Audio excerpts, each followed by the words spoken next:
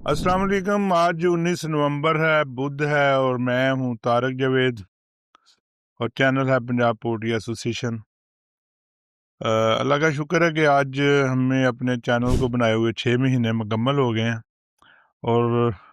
اس دوران ہمارے جو ویورز ہیں وہ تقریباً 46 لاکھ ہو گئے ہیں، 13,000 سے زائد سبسکرائبر ہو گئے ہیں، اور 26-27 ہزار گھنٹے جو ہے نا واچ ٹائم ہو گیا۔ یہ سب چیزیں بتانے کا مقصد یہ ہے کہ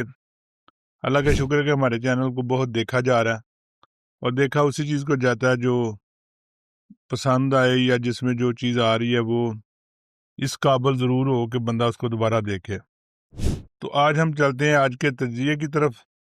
سب سے پہلے میں یہ کہنا چاہوں گا کہ ہم بڑی باریک بینی سے بہت سارے دوستوں سے مشاورت کر کے حالات کو مد نظر رکھتے ہوئے تجزیہ پیش کرتے ہیں،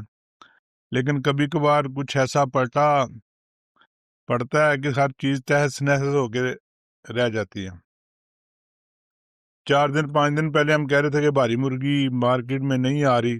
اور اگر بھاری مرغی ختم ہے یا نہیں ہے اس کا مطلب کہ ریٹ بہتر ہو جائے گا، اور واقعی یہ ایک بہت بڑا فارمولا کہ جب بھاری مرغی نہیں ہوتی تو ریٹ بڑھ جاتا ہے، اور جب بھاری مرغی ہو جاتی ہے تو ریٹ کم ہو جاتا ہے۔ لیکن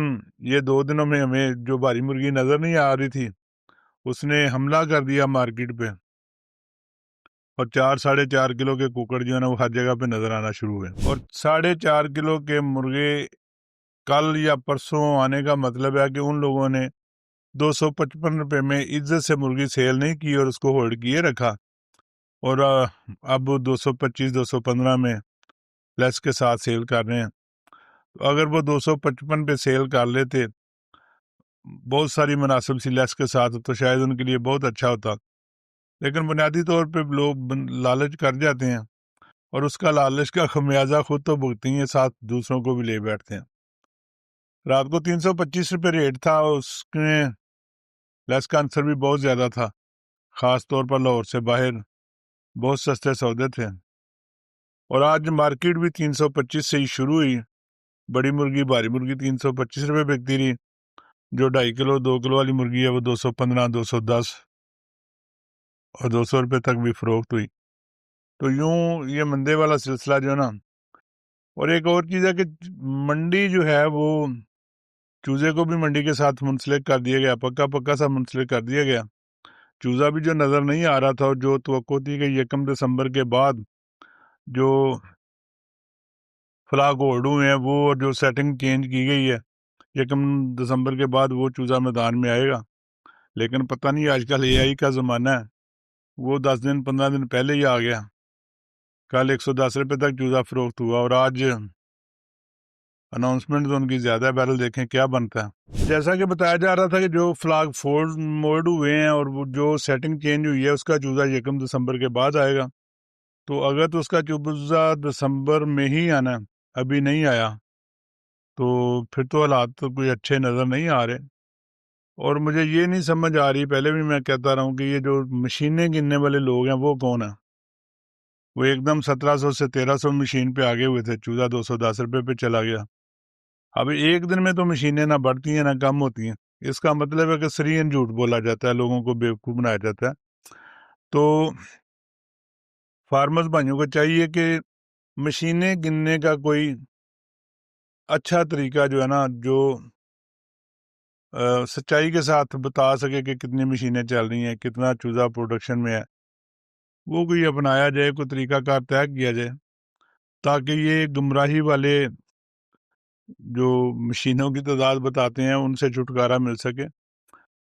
آنے والے دنوں میں شادیوں کی ڈیمانڈ تو بہرحال موجود ہے، لیکن